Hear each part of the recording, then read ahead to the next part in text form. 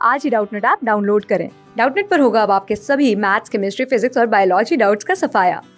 बस अपने क्वेश्चन की फोटो खींचो, उसे क्रॉप करो और तुरंत वीडियो सोल्यूशन पाओ। Download now. हेलो फ्रेंड्स, यहाँ पे एक क्वेश्चन गिवन है। लिक्विड्स राइज और sink in capillaries due to vapour pressure, surface tension, viscosity, volume. तो इस क्वेश्चन को हम लोग स्टार्ट करते हैं। तो अगर हमारे पास एक कैपिलरी है और इसमें हम लोग कोई फ्लूइड या लिक्विड भर दें, ठीक है, तो ये जो हमारे पास कैपिलरी ट्यूब है, यहाँ पे दो फिनोमेना पॉसिबल होते हैं। ठीक है, पहला कि इस कैपिलरी ट्यूब में जो लिक्विड है जो हमने भरा था इस पूरे ट्यूब में, ये इस कैपिलरी ट्यूब में राइज कर जाए। ठीक है, या सिंक कर जाए।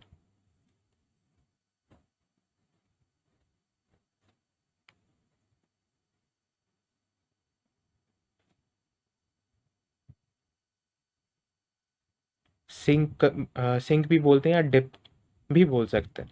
ठीक है, और ये दोनों जो फिनोमेना होते हैं इनका एक ही कारण होता है, और ये होता है सरफेस टेंशन। ठीक है, तो अगर हम लोग सरफेस टेंशन का डेफिनेशन देखें तो ये होता है कि सरफेस टेंशन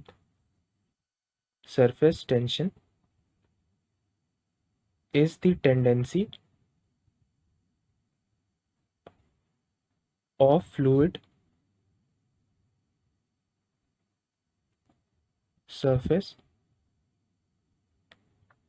to shrink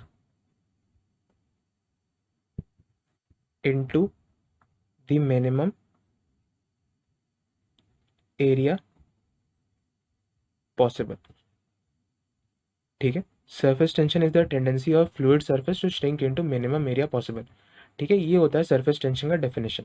ठीक है, तो यहाँ पे क्या होता है कि जो मॉलिक्यूल्स होते हैं वाटर, जो भी फ्लूइड है इसमें भरा, तो वो इस यहाँ पे जो कैपिलरी है इसके सरफेस के साथ जब ये लिक्विड कांटेक्ट में आएगा, तब यहाँ पे एक फोर्स का ओरिजिनेशन होता है, और वो फोर्स होता है surface tension force.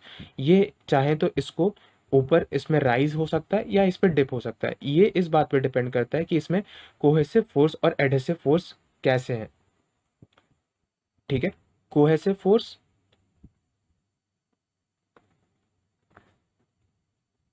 As a name suggest, same type के मॉलिक्यूल्स के बीच में जब फोर्स ऑफ अट्रैक्शन होता है तो ये कहलाते हैं cohesive force. Same type of molecules,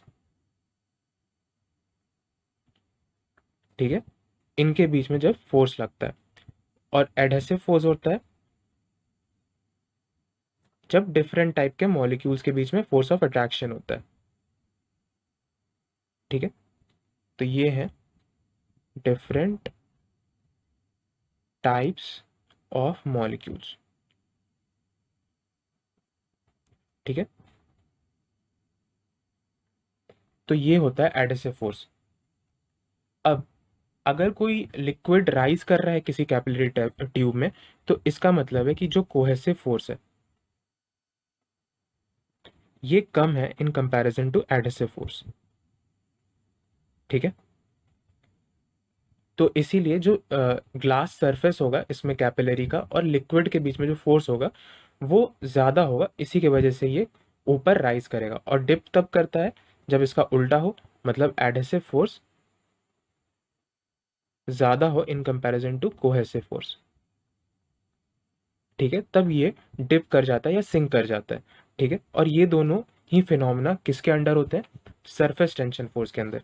जब ये राइज कर रहा होगा तब ये उतना राइज कर सकता है जब ये जो लिक्विड कॉलम का वेट है ये अपने, मतलब सरफेस टेंशन का फोर्स जब इस लिक्विड कॉलम के वेट को बैलेंस कर देगा उतने हाइट तक ये राइज कर सकता है।